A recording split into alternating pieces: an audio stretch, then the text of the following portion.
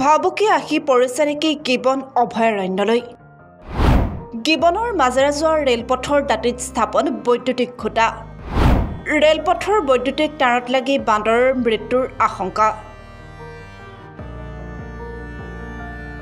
মৰিয়নিস্থিত যোৰহাট জিলাৰ একমাত্ৰ বন্যপ্ৰাণী অভয়াৰণ্য হোলোঙাপাৰ গিবন অভয়াৰণ্য। ইয়াৰ মাজেৰে যোৱা ৰেলপথে গিবন অভয়াৰণ্যত থকা হাতীকে ধৰি বিভিন্ন জীৱ-জন্তুৰ জীৱনলৈ ভাবুকি কঢ়িয়াই অনাৰ সময়তে এইবাৰ গিবনত বাস কৰা কপিকুলৰ জীৱনৰ প্ৰতিও সৃষ্টি হৈছে আন এক ভাবুকি।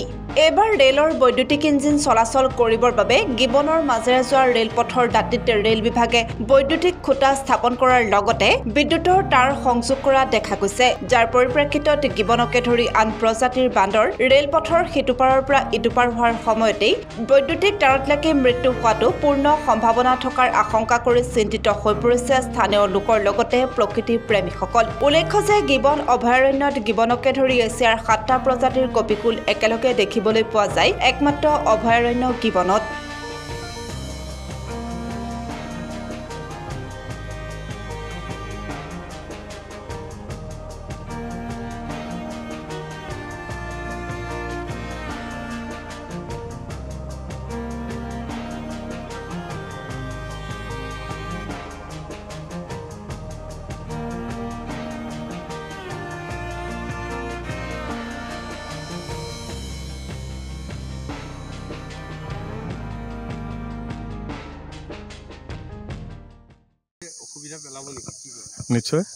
নিশ্চয় অসুবিধা পেলাব, কাৰণ ৰেল লাইনটোৱে আমাক মানে গিবনখনৰ কাৰণে এটা ডাঙৰ সমস্যা সৃষ্টি কৰি আছে।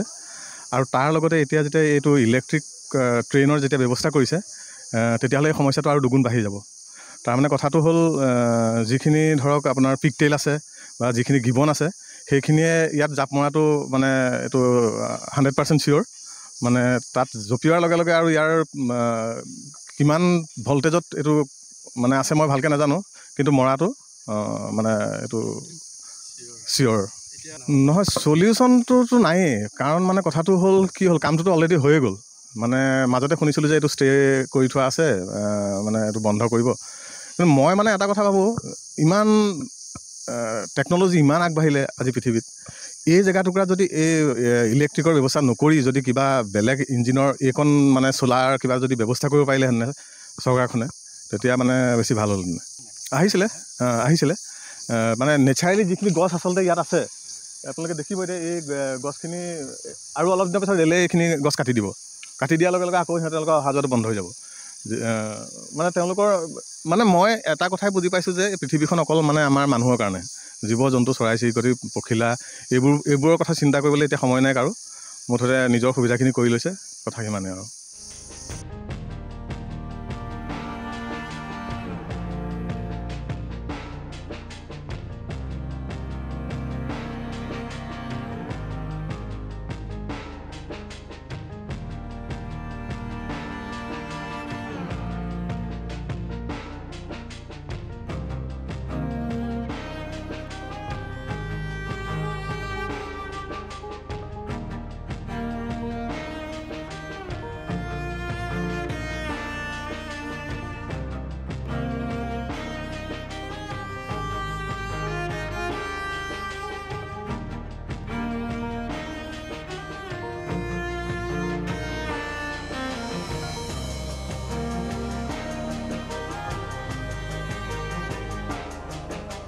Bureau report, prime Assam.